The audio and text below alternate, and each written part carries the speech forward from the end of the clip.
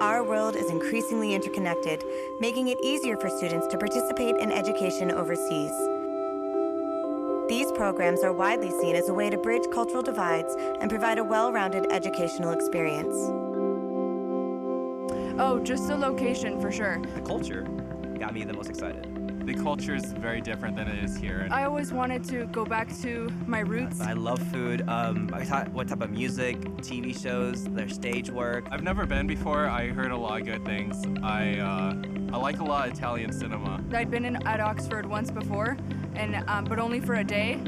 So I was so excited to go back again. The planning process was just like time, and each month I knocked out something. And I've been to Asia several times, so I feel like it's a nice change of pace. Filling out the paperwork, getting my visas, making sure I had enough money in the bank. I don't know any Italian at all. I just started. Feeling a little bit nervous and intimidated at who my classmates would be. When I got to Melbourne, I actually hitchhiked my way to my school because I had no idea where I was going. The night of the fire was a Wednesday night. We were actually wrapping up our program.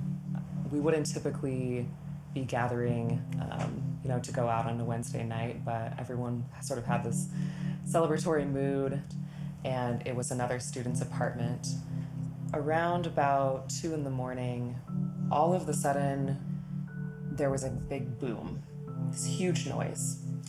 And we look around, we can't see anything. Somebody goes to the door of the apartment, which leads to the hallway. The situation in the apartment is that there's a group of people, 9 people, all students.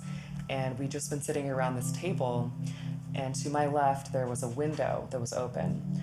So as that person opened the door, there was sort of a backdraft of air that sucked all the smoke in from the hallway and just completely enveloped us. Smoke is what is deadly. Most people do not die from fire, they die from smoke inhalation. And it only takes 4 or 5 breaths, ventilations of that smoke into your lungs before that begins to do damage.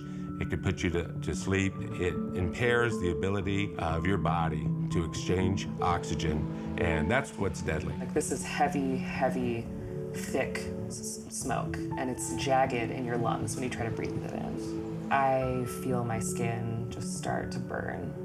I was actually being burned by the smoke, by the intensity of the smoke. So I never saw a single flame.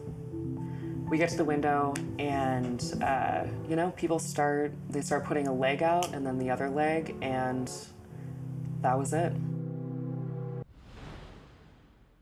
On April 14th, 2011, a devastating fire overtook a building in the Ménilmontant neighborhood of Paris. And without the warning of an alarm or a smoke detector, or the safe passage of a fire escape, the students fell to their death, taking the lives of 4 ambitious students: Jasmine Jahanshahi, Louise Brown, Lisa Asperg, and Felicia Baum. The place where we fell to was in this courtyard, and it was sunken a level below the street. We were stuck down there. When I woke up, I look up at the building, and I can sort of see these flaming pieces of debris are falling down, and that was when I saw Jasmine. And when I saw her, that's for me when it was just all over. I just lost it. I tried to shake her and wake her up. I was yelling for help, yelling her name, looking around, trying to see who else is here or is coherent or can do something, but just nothing. Justice Fire Safety Foundation was founded shortly after the Paris fire and uses the Passport to Fire Safety program to distribute life-saving fire safety equipment for students studying abroad.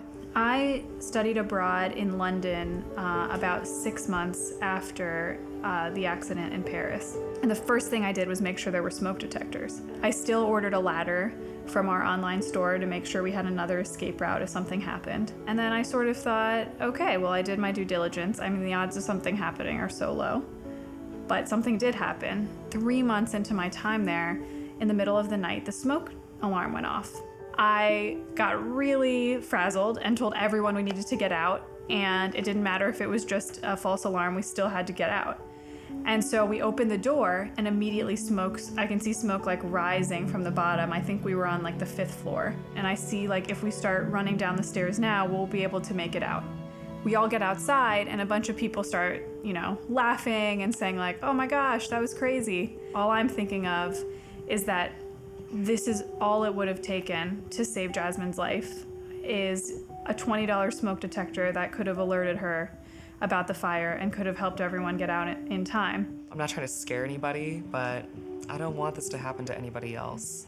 I had been placed under a drug-induced coma for a couple days, so I didn't actually wake up, until a few days after the incident. I can't feel my body.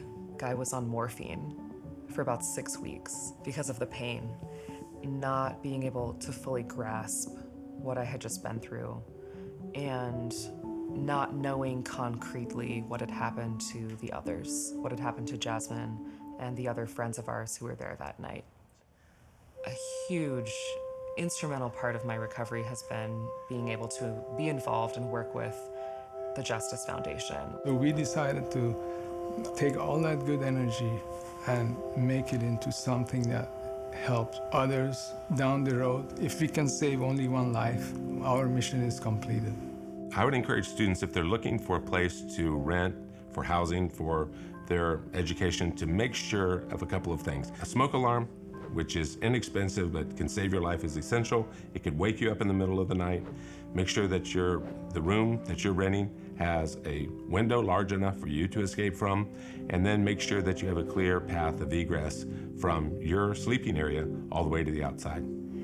We also recommend that if you're going somewhere where you're not so sure about the fire safety infrastructure, that you don't stay higher than the 5th, 6th floor of a building, because fire trucks can't reach you.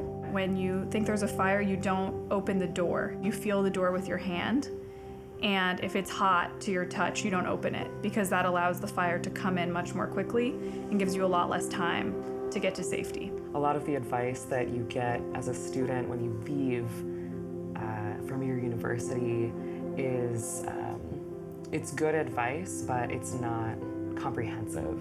How will you stay safe on your next adventure? Remember to bring a smoke detector, educate yourself about fire safety in your study abroad country, and ask your school about fire-safe housing. Find out how you can save lives with the Justice Fire Safety Foundation by visiting our website at www.firesafetyfoundation.org. And don't forget your passport to fire safety.